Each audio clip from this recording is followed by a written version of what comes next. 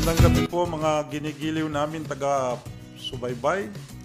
Tayo po ay narito ngayon sa Jeeping Spot Facebook Live Studio na matatagpuan sa number 29 National Road, Ludora Village, Tunasan, Muntinlupa City. Mga kaprobinsyano at kaprobinsyana, ito po ang inyong lingkod, Attorney Silverio Biyong Garing, ang probinsyanong mangyan.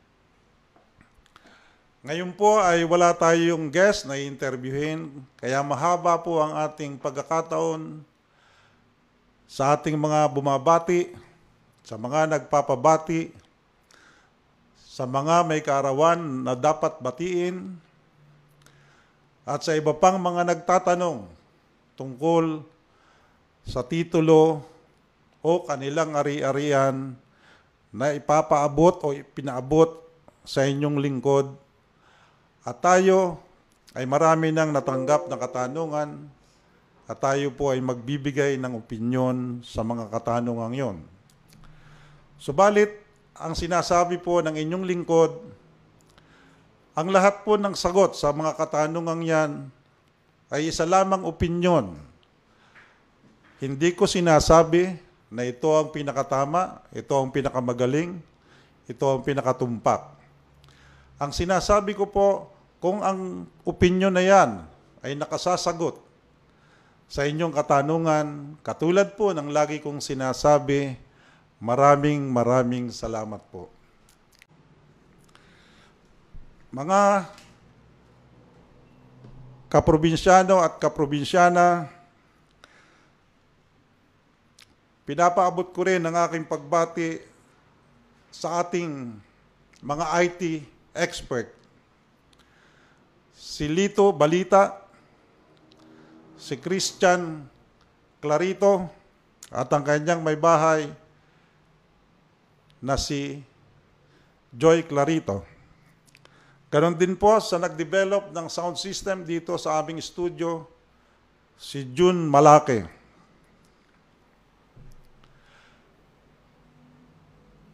Maraming salamat po sa inyong lahat.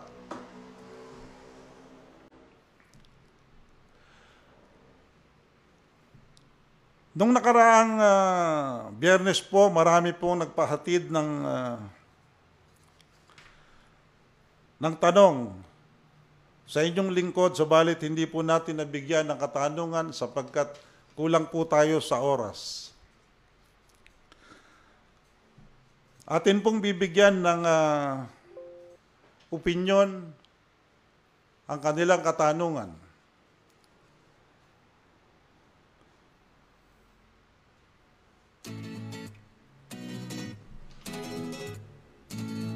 Ito po ang kanyang katanungan. Nagkahiwalay po kami ng aking asawa. Siya po ang may hawak ng aming titulo. Nabalitaan ko na binebenta niya ang aming bahay at lupa. Maaari po ba niya itong ibenta nang wala akong pirma sa deed of sale? Pwede po ba ako mag-file ng adverse claim para hindi niya maibenta ang aming property? Unang-una, ang aking kasagutan, dahil ito ay pag-aari ninyong mag-asawa, hindi niya ito pwedeng ibenta nang wala kang pirma o signature sa deed of sale. Pangalawa mong tanong, pwede po ba ako mag-file ng adverse claim para hindi niya maibenta ang aming property? Ang kasagutan po ng inyong lingkod, ang opinion ko dyan, hindi po pwede ang adverse claim sapagkat ikaw ay isa sa may-ari. Maaring tinatanong mo ngayon sa iyong sarili kung ano ang maaari mong gawin para ma-prevent ang disposition ng property ito. Ang opinyon ng iyong lingkod ay kinakailangan mong pumunta sa hukuman at mag-file ka ng petition for issuance of injunction. Kapag ang injunction na yan ay nag-grant na ng hukuman, yan ay dadalhin mo doon sa Registry of Deeds at ipapa-annotate mo sa titulo. Nang sa ganon, kung sino man ang interested buyer, sila ay may inform na ang lupang yan ay may pinag-uutos ang hukuman na hindi pwedeng ibenta hanggat hindi nare-resolve ang injunction na yan, lalong-lalo na kung ito ay nakasaad na sa titulo. So, opinion ko po yan. Hindi po ito pwedeng magkaroon ng adverse claim on the principle na you cannot have an adverse claim over your own property. Kaya ang kinakailangan mo, pumunta ka doon sa husgado at kumuha ka ng injunction para ma-prevent ang pagbibenta niyan. Kasabay nito,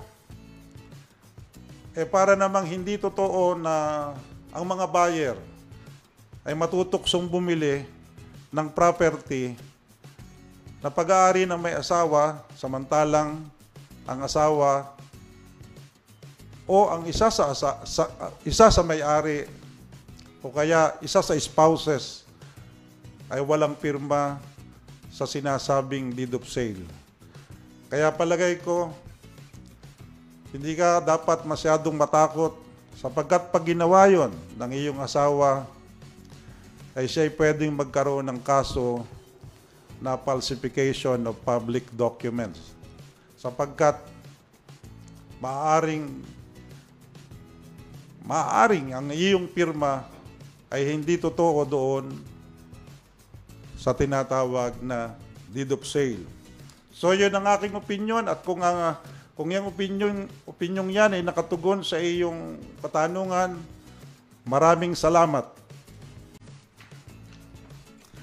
Meron din po dumating na katanungan sa amin, ang sabi, pwede po ba kaming magpa-annotate ng prenuptial agreement kahit kasal na kami ng aking asawa? Siguro po ang ibig mong sabihin ay kung sakasakaling kayo ay merong mabibiling property at kayo naman ay meron ng prenuptial agreement na isinagawa bago pa kayo ikasal, pwede ba itong ipa-annotate sa property inyong bibilin? Ang opinion po ng inyong lingkod ay maaari. Siguro po gagawa kayo ng affidavit at tapos i-request ninyo na i-annotate ang prenuptial agreement nyo at sabihin nyo na ito ay exclusive property ng kung sino man ang nag-provide ng pambili sa property yon.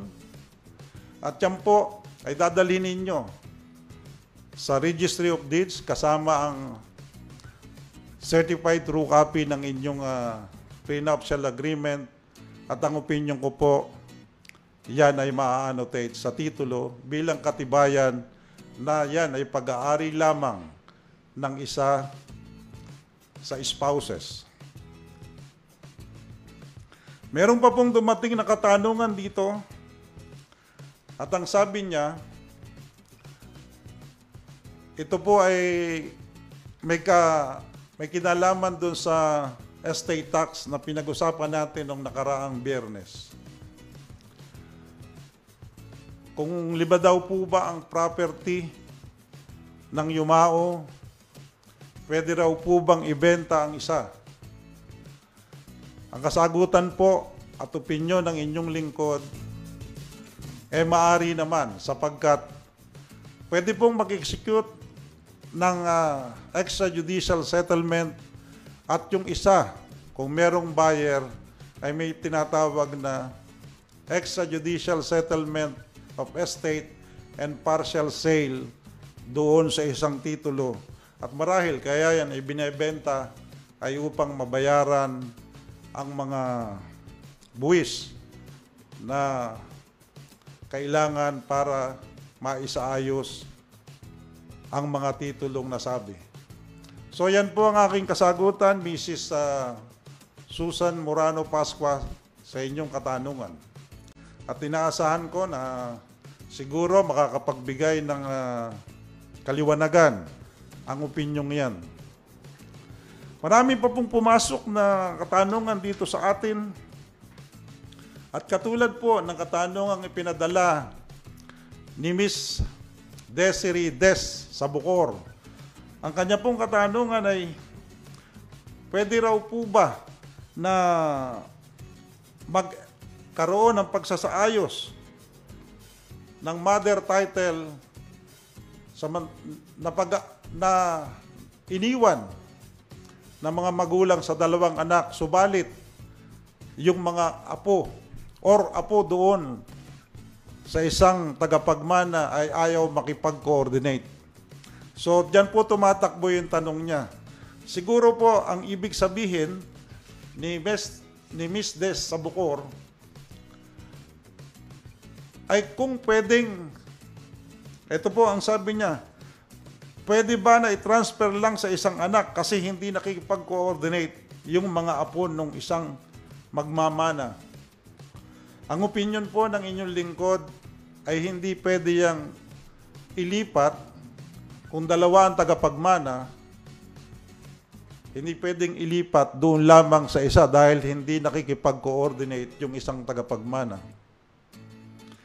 Katulad din po ng ating mga tinuran ng mga nakaraang live streaming natin na may tatlong paraan ng paglilipat ng mga mamanahin para sa mga tagapagmana. Ang una po, kung nag-iisa ang tagapagmana, yung tinatawag nating affidavit of self-adjudication. Pangalawa po, kung marami ang tagapagmana, yung po tinatawag na extrajudicial settlement of estate. Yung ibig sabihin, pagsasaayos ng naiwang ari-arian ng yumao sa labas ng hukuman. At ito ang sagot sa katanungan mo, Miss Sabukor. Dahil ayaw makipag-coordinate ang ibang tagapagmana, ang opinyon ng inyong lingkod ay ikaw ay pupunta sa husgado at ikaw ay magpapile ng tinatawag na judicial partition. At ang husgado ang magsasabi kung paano ang tamang gawin o siya rin ang magsasabi na yan ay dapat hatiin kung hindi nakikipag-coordinate. Pero hindi pwedeng ilipat lang yan sa isang tagapagmana kung dalawa ang magmamana. Kaya merong husgado para mamagitan at hindi manatiling ang ari-arian ay naroon sa mga yumao sapagkat patuloy ang magkakaroon ng multa sa Bureau of Internal Revenue at ayon sa ating napag-usapan nung nakaraan, dapat na ang ari-arian ng yumao ay maisaayos 1 taon mula sa pagpanaw ng magbibigay ng mana. Kung hindi, ay magkakaroon niya ng multa. Bagamat sa kasalukuyan, meron tayong tinatawag na amnesty upang hindi magmulta ang mga maglilipat ng ari-arian mula sa kanilang mga magulang o kung sino man na kanilang pagmamanahan. So yan ang Opisyon Des at sana nakatulong ang programang ito sa iyong katanungan. May pinaubot din po na comment ang konsihala ng Victoria Oriental Mindoro, walang iba kundi si Konsihala Mercy Dumaano Dumas. Ang comment niya po ay problema ang BIR ay may zonal valuation na yun ang sinasabi nila pag magkikwenta. Konsehala Mercy Dumaano Dumas, ang zonal valuation ay mag-a-apply lamang kung ang transaksyon ay bilihan. Katulad ng ating napag-usapan noong nakaraang Biyernes, ang basis ng estate tax ay fair market value na makikita ito sa tax declaration upang makwenta kung magkano ang babayaran na estate tax. Sana po ay nakatugon ang inyong lingkod sa inyong mga katanungan. At lagi po naming pinapaalala na ang adhikain po ng programang ito ay ang makatulong sa ating mga kababayan, lalong-lalo na sa ating mga mahihirap na mamamayan. Meron pong katanungang ipinaabot si Arnel Labonete. Ang sabi po niya, kung hindi pa po nalilipat sa akin yung nabili kong lupa, hindi pa po ako nakakabayad ng capital gains tax.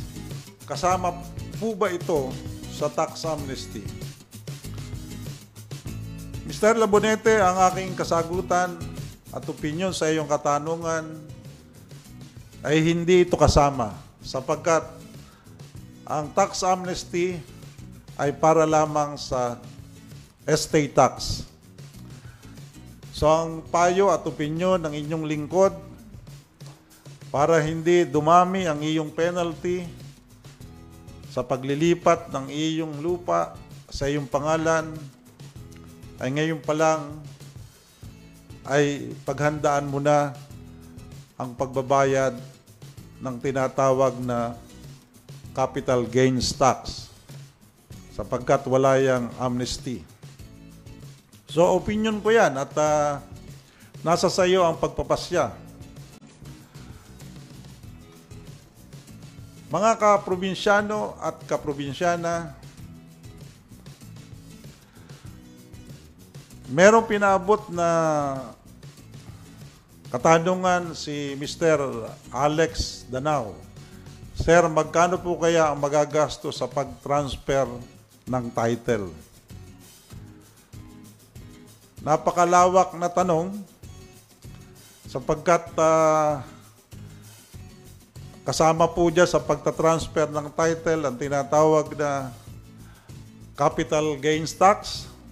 Kung yan naman po ay mamanahin, estate tax.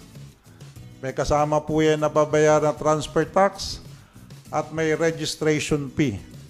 So, hindi po makakapagbigay ng eksaktong amount ang inyong lingkod sapagkat hindi po pare-pareho ang halaga ng property.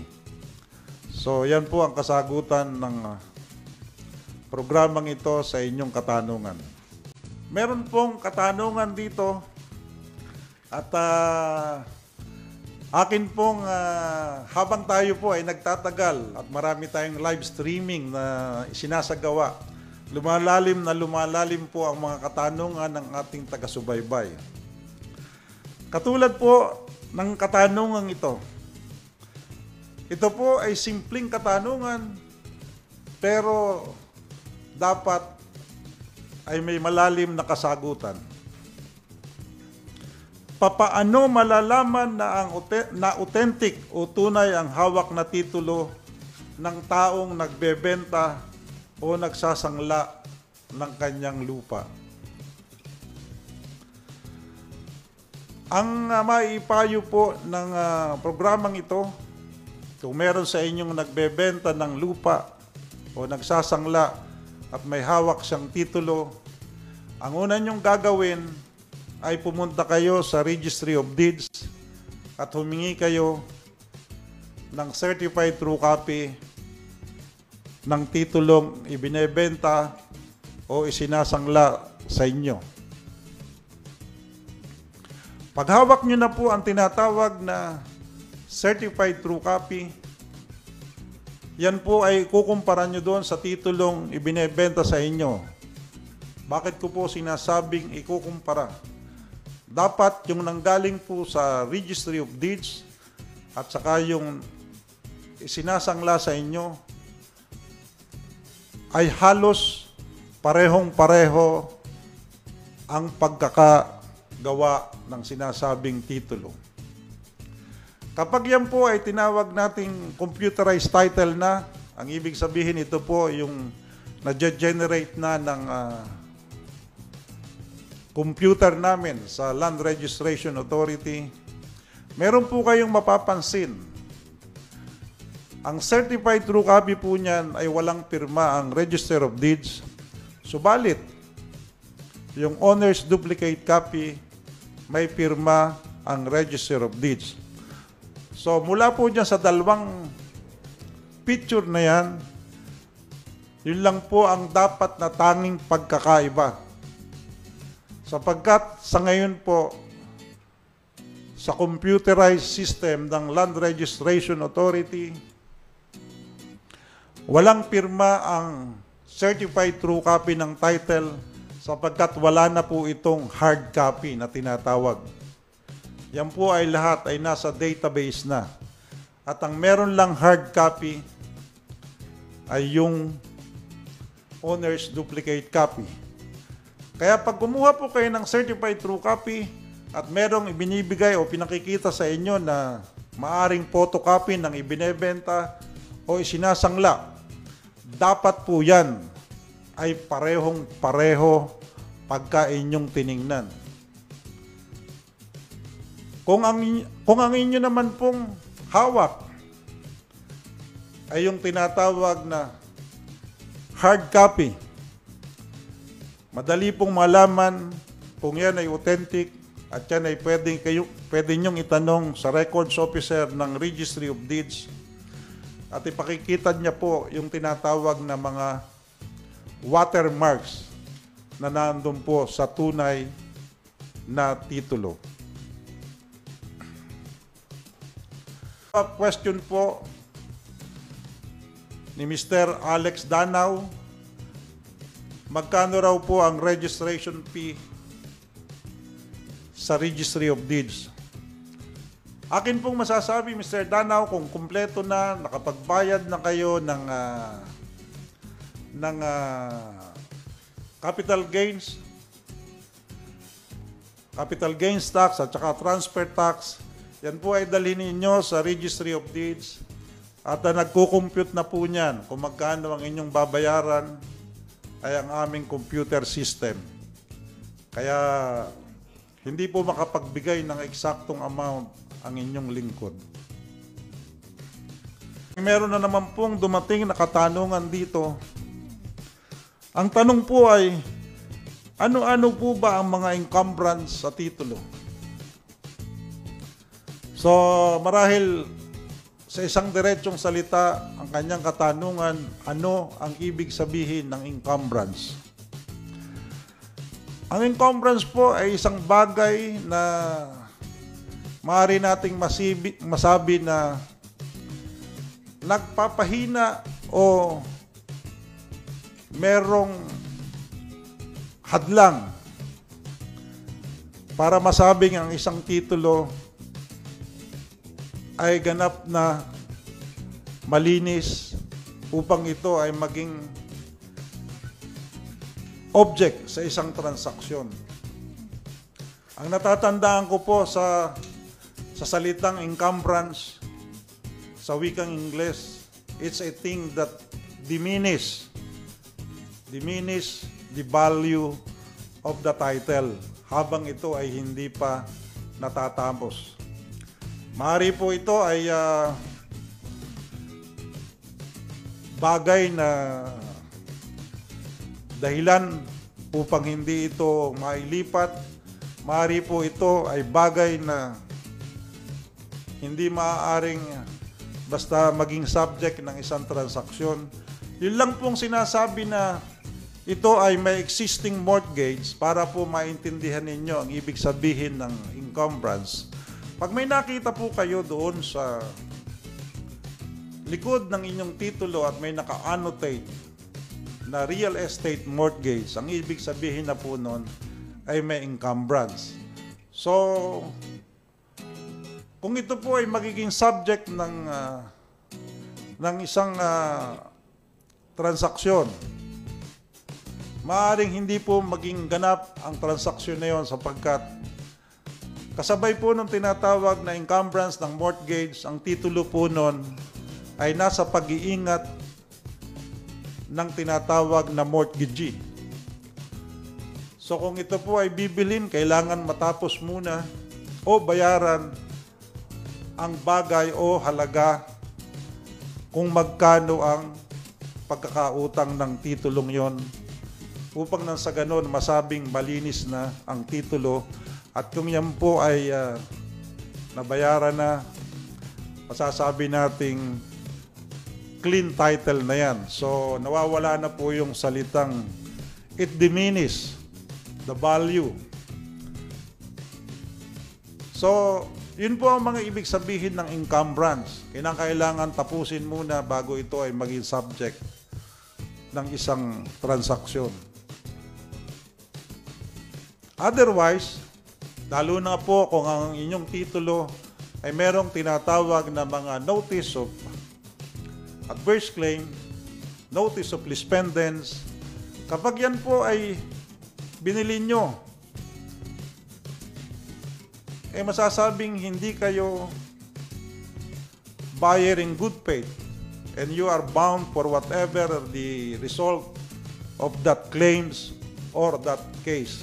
Ang ibig sabihin po kasi ng notice of lispendence, ang titulong sinasabi ay merong pending na kaso sa ating hukuman.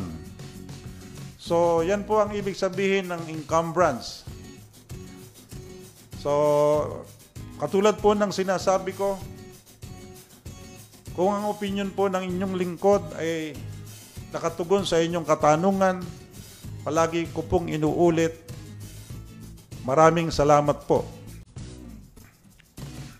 Ano raw po ba ang ibig sabihin ng dasyon impago? Dasyon impago, salitang Kastila. Ang pagkakaintindi po ng inyong lingkod sa dasyon impago, halimbawa po ay meron kayong isang transaksyon na pinasok at ang inyong titulo ay isinanglanin nyo. Halimbawa, isang titulo dito sa Tunasan, Muntinlupa, isinanglanin nyo ng 1,000,000 piso. Maaring ito ay sa bangko, maaring ito ay sa isang financing institution o sa isang individual. Nakasaad doon sa inyong usapan kung magkano ang babayaran, magkano ang interes,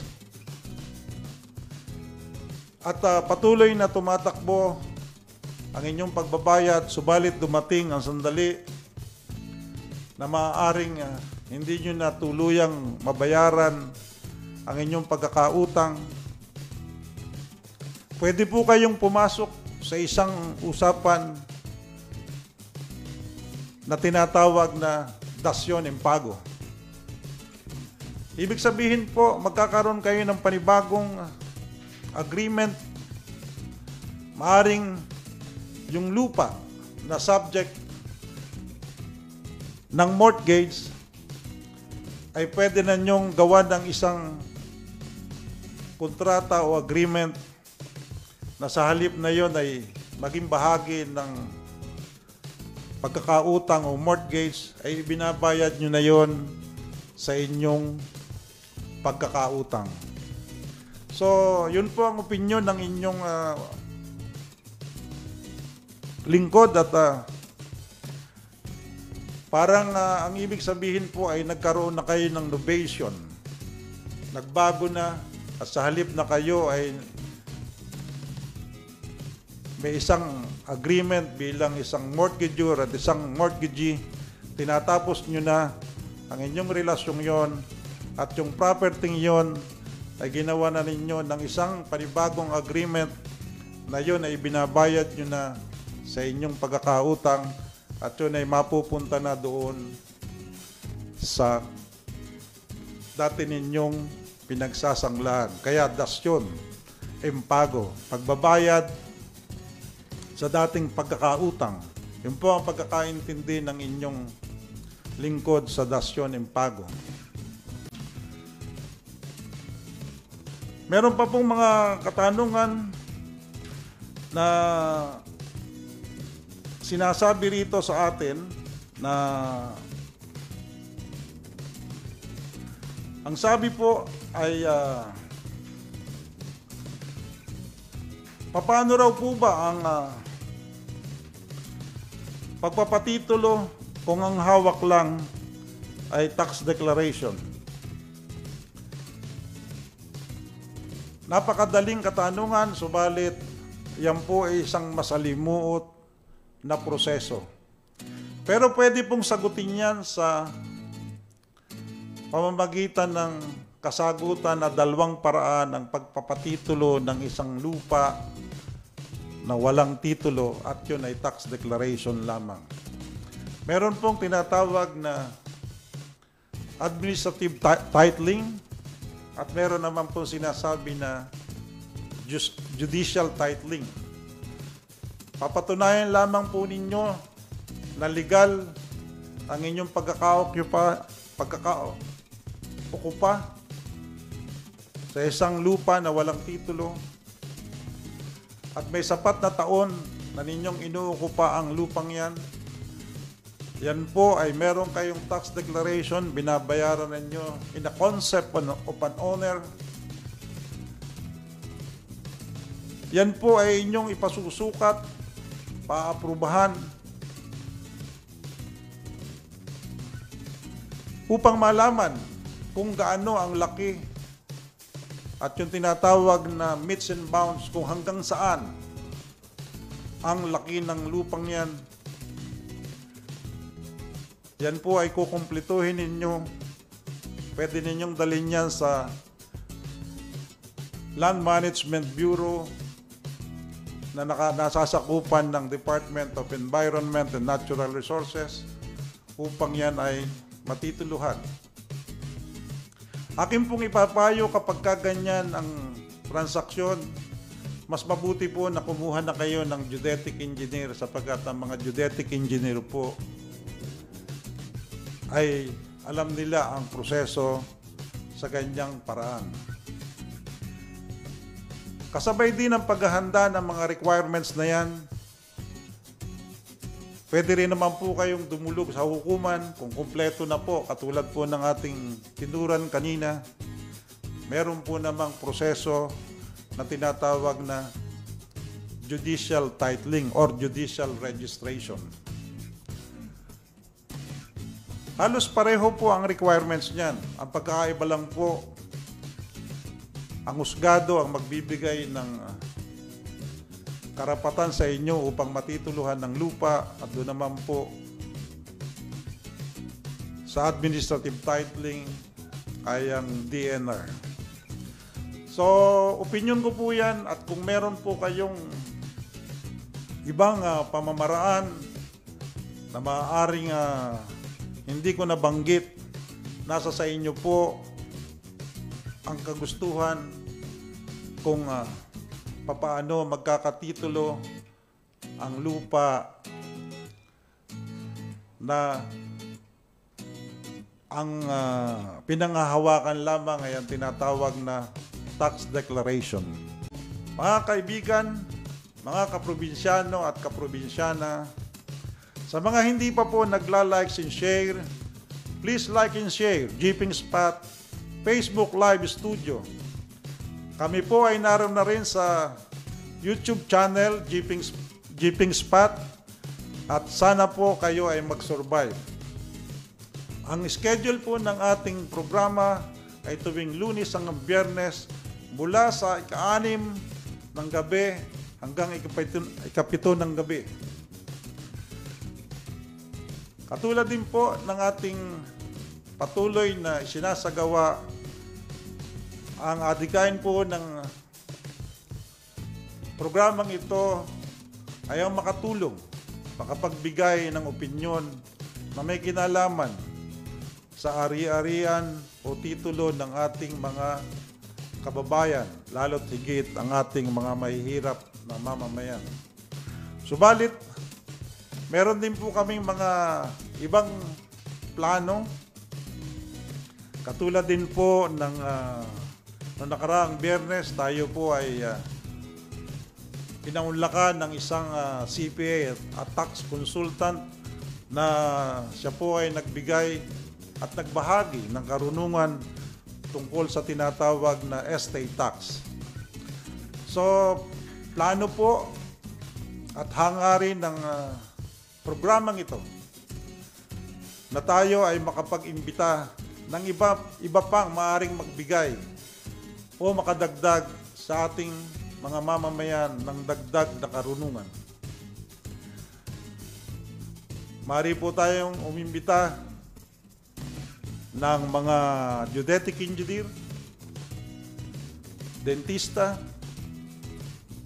chief prosecutor, at malay natin, baka dumating ang pagkakataon na tayo kapag nag-imbita sa ating makisig, mabait, at magaling na Regional Trial Court Judge na walang iba kundi si Judge Hiner Quito, ay tayo pagbigyan at nang sa ganun naman siya ay makatungtong dito sa ating studio sa Jeeping Spot Facebook Live Studio na matatagpuan sa number 29 National Road, Ludora Village, Tunasan, Muntinlupa City.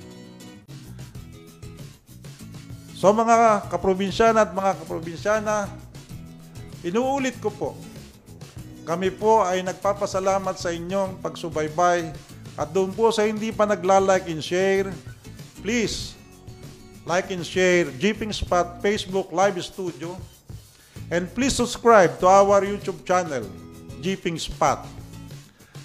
Mga kaprobinsyano at mga kaprobinsyana, hanggang sa muli, inaasahan ko na tayo patuloy na magkakasama-sama.